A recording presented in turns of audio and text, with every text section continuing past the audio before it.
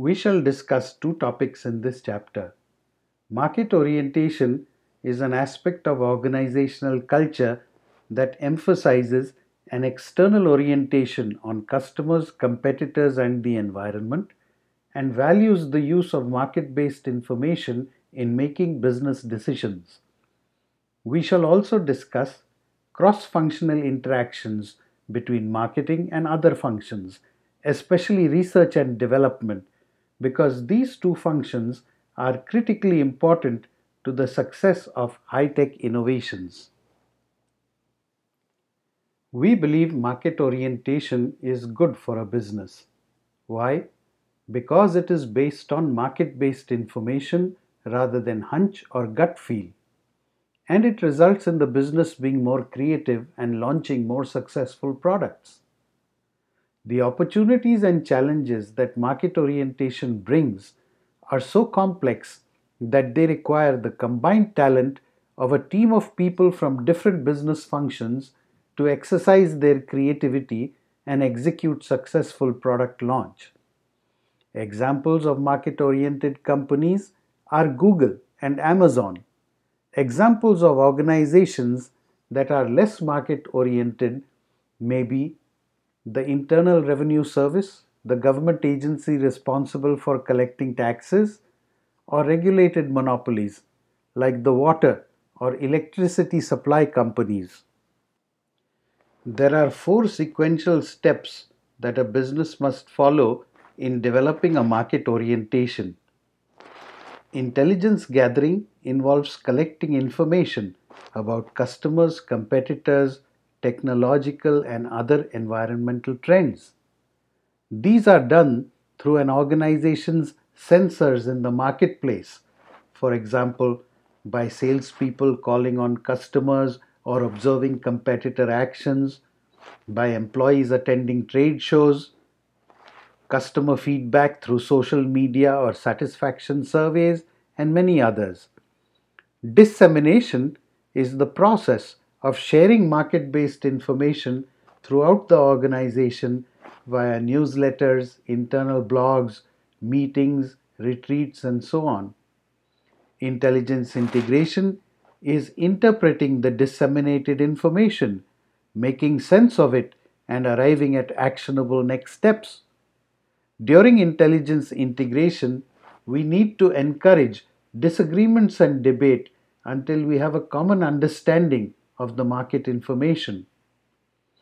Intelligence dissemination and integration together is often called knowledge management.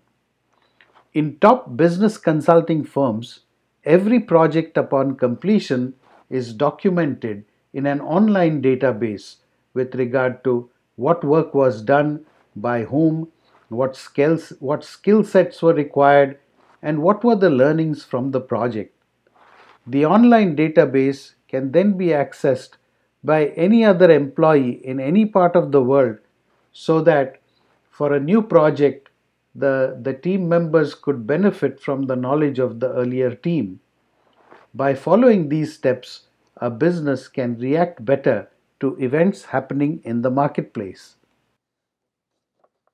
There are two kinds of market orientation: responsive and proactive. Responsive market orientation is good because the organization focuses on the articulated needs of existing customers and the actions of existing competitors. However, in high tech marketing, proactive market orientation is additionally required because it tries to anticipate unarticulated needs of future customers and new sources of competition. Proactive market orientation helps develop bifocal vision and gets away from marketing myopia. Responsive market orientation is associated more with incremental innovation, while proactive market orientation is more associated with breakthrough or radical innovation.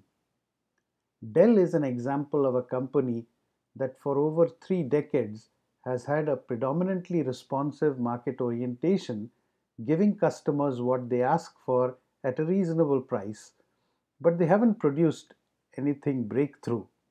On the other hand, Apple has been pretty good at being proactive and coming up with huge hits like the iPod, iPhone, and iPad.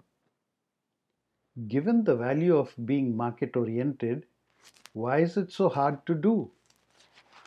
One, because it's expensive.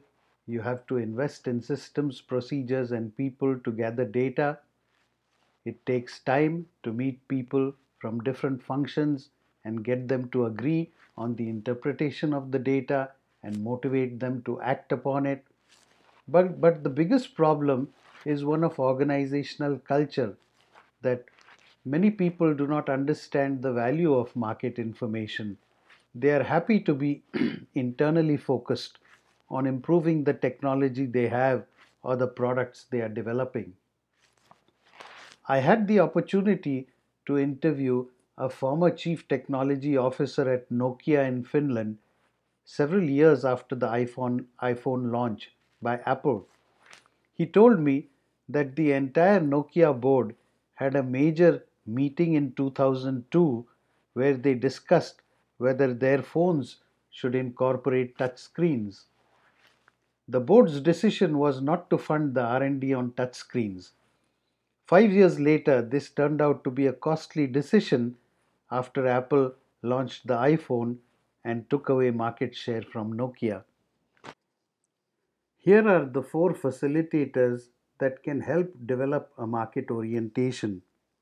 First, top management needs to drive organizational culture and emphasize the importance of being market oriented and support that effort with required resources. Second, a decentralized organization structure helps the business collect market information from the dispersed markets in which it operates and act upon it quickly. Third, high-tech markets are so complex that a business needs to define the boundaries of a market and prioritize information gathering needs so as to not get stretched for resources or be overwhelmed by data. A focused target market definition, identification of the relevant competitor set, and critical technological trends will help a business become more market oriented. Finally, employees need to be rewarded for collecting and sharing market information, especially if it results in the launch of successful products based on that information. Robbie Back, a mid level software engineer who first suggested to Bill Gates that Microsoft should get into the video game console business, became the leader of the Xbox team and got huge promotions, eventually retiring at the level of senior vice president. The fourth step in becoming market oriented requires concerted action by a cross functional team to deal with the challenges of a complex market environment. A cross functional team is a group of employees with diverse domain expertise put together by top management to implement a solution to a specific market problem. Marketing personnel are usually included in such teams to bring in the voice of the customer. So, marketing personnel need to skillfully interact with personnel in other departments as well as with external constituents such as customers and partners.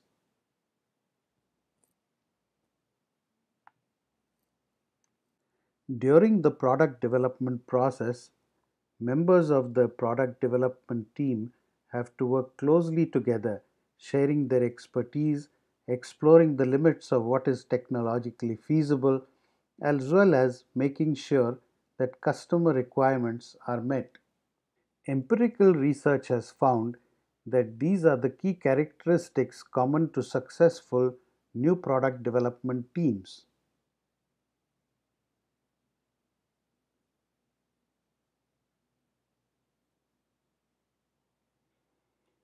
Collaboration under pressure is a particular challenge. There is pressure to complete the project within time and budget deadlines. Since the progress of the project depends on the contributions of individual members, there is sometimes conflict over the relative contributions of individuals, or there are misunderstandings among team members. Under these situations, it helps when the conflict is challenged to focus on common project goals rather than personal animosities. Three major factors determine the effectiveness of team interactions.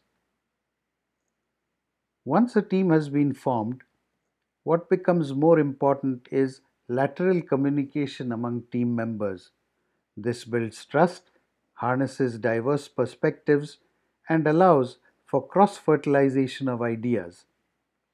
Each function has its own domain based vocabulary, frameworks, and toolkit, so it is critical that language barriers be reduced. Constructive conflict is healthy as long as it promotes sharing, learning, and performance. Second, it is important for the team to develop its own identity, which should be more important than the functional identities of individual team members throughout the duration of the project. The team needs to have a designated leader with clear values who can challenge employees with high standards, communicate optimism about future goals, and provide meaning for everyday tasks. The leader needs to build the confidence of team members to do quality work, meet commitments, and treat everyone with respect. Finally, there must be a fair and transparent system to reward team members. If the organizational culture favors individualism and individual performance can be measured easily, it makes sense to vary the rewards across individual team members. However, if the organizational culture favors collectivism or if individual performance is hard to measure, it makes sense to divide the team reward equally among team members. Another issue in allocating rewards is whether to use process based measures of team performance, for example, adherence to budget and schedule, or outcome based measures, for example, new product profitability or market share. For long and complex high tech projects, outcome based performance is preferred to process based performance. Employee stock ownership plans are an example of outcome based performance that is widely used in high tech. The better that employees across functions share and use market information and their domain specific knowledge to make joint decisions, the better they can apply their existing competencies to new areas and achieve breakthrough solutions to complex problems. Thus, better interfunctional coordination is associated more with radical or breakthrough innovation. Companies that are better at interfunctional coordination generally have a better track record at execution, completing projects within time and budget constraints. Examples of such companies are Amazon, Apple, and Google, to name a few. Now we focus specifically on interactions between R&D personnel and marketeers in the context of high-tech innovations. Empirical research tells us that cross-functional collaboration between R&D and marketing is associated with new product success in the marketplace. We know that there are high levels of market, technological, and competitive uncertainty around high tech innovations, especially in the early stages of the new product development process. Better R&D marketing interactions can help reduce this uncertainty, and therefore, such interactions are especially important for high tech marketeers. There is some inherent rivalry between R&D and marketing because both functions want to increase their value to top management, both want to increase their power or status with respect to top management, and corral greater resources from top management. The downside of this rivalry is that it reduces the sharing and use of market based information and could contribute to failure in the marketplace. Given this rivalry, each function needs to understand their complementary role within the innovation process.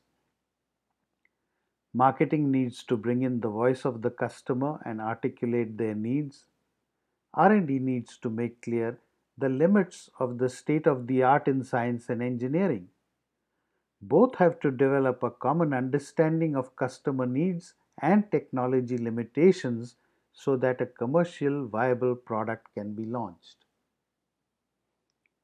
We bring in the contingency theory of marketing here to delineate how R&D marketing interactions need to be tailored to the type of innovation being marketed.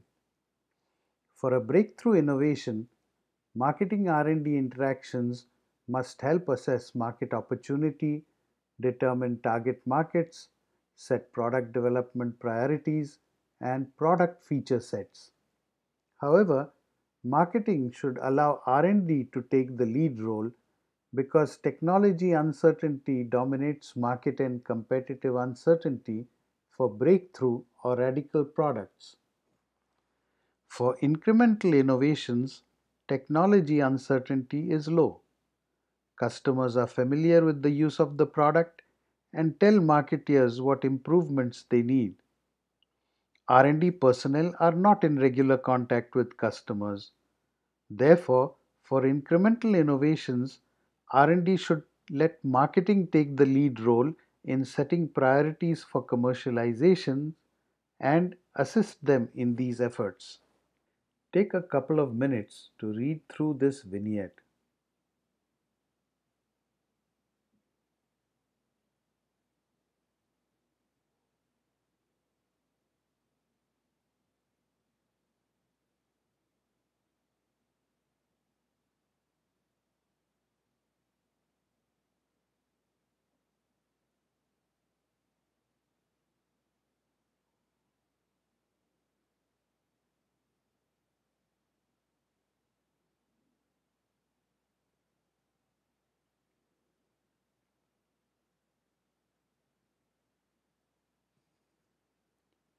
Do you hear these sorts of conversations in the organizations in which you work or are familiar with? It happens every day, especially within large organizations.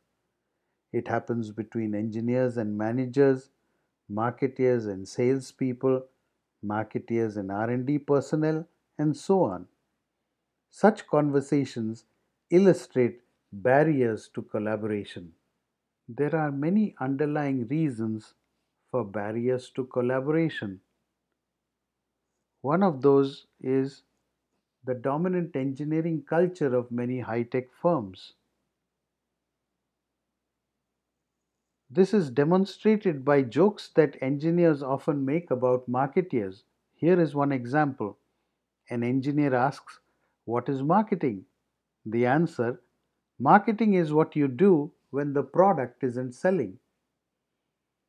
If there is physical separation of personnel, that adds to the barriers to communication and collaboration.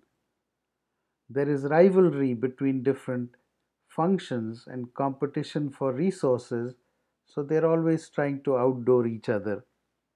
And finally, barriers stem from the differing values and backgrounds and training of the people in different functions.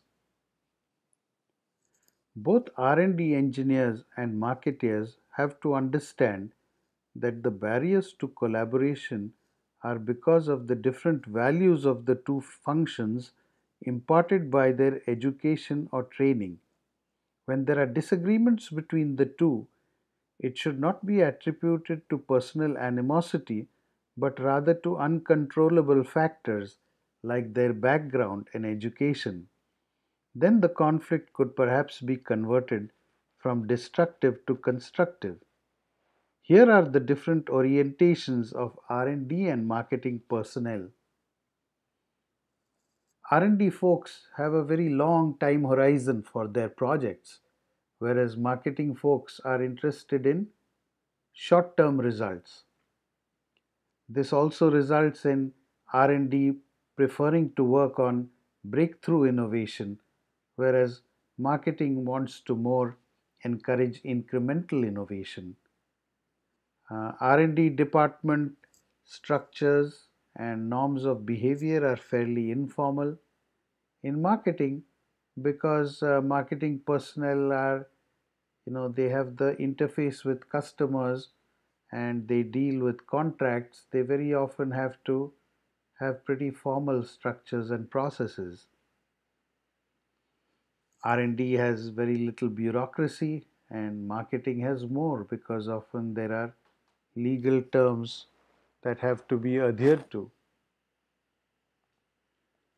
Um, R&D and marketing are both pretty open-minded and permissive with regard to learning from others.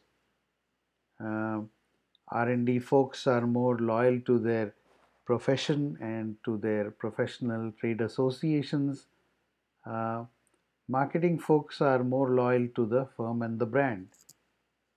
Finally, R&D people are trained in science and engineering or software, whereas marketeers are trained in economics and business. So you can see how the differences in their attitudes and language and behavior comes about because of these differences in their background. There are formal and informal ways to promote collaboration between R&D and marketing.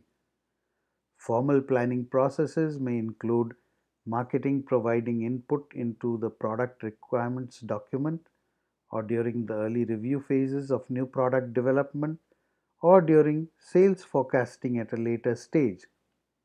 However, informal techniques are used more on a daily basis to promote collaboration.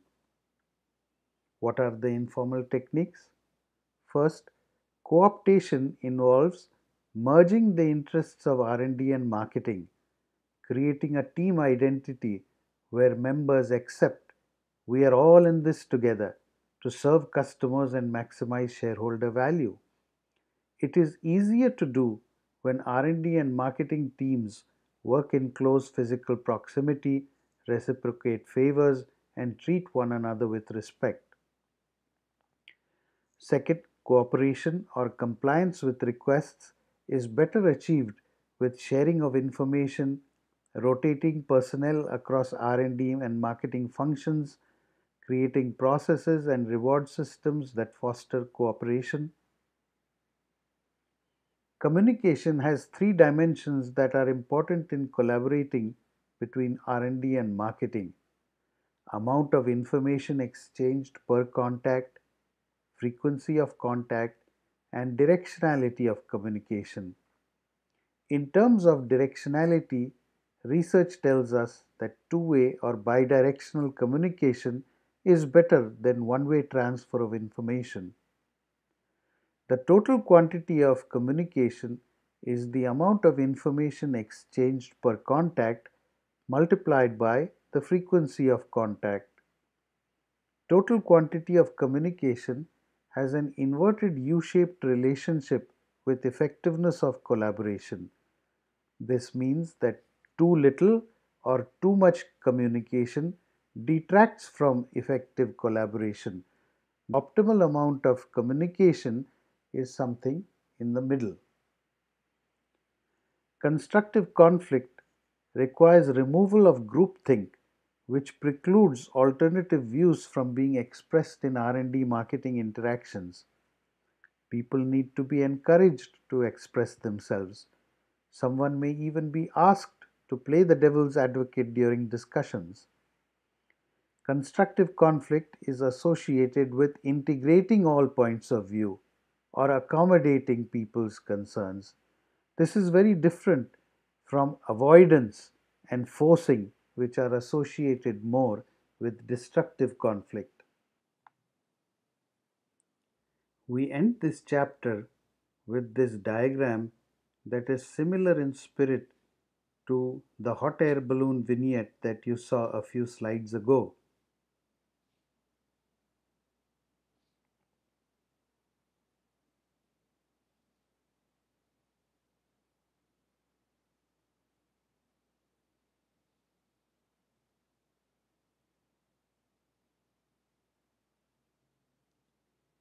It shows once again that a lack of communication can be a barrier to collaboration between marketing and engineering.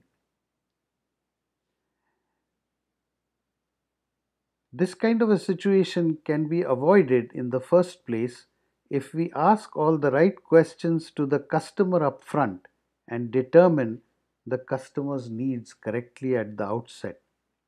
Proper identification of customer needs can greatly facilitate internal collaboration if all functions buy into the marketing philosophy of serving the customer.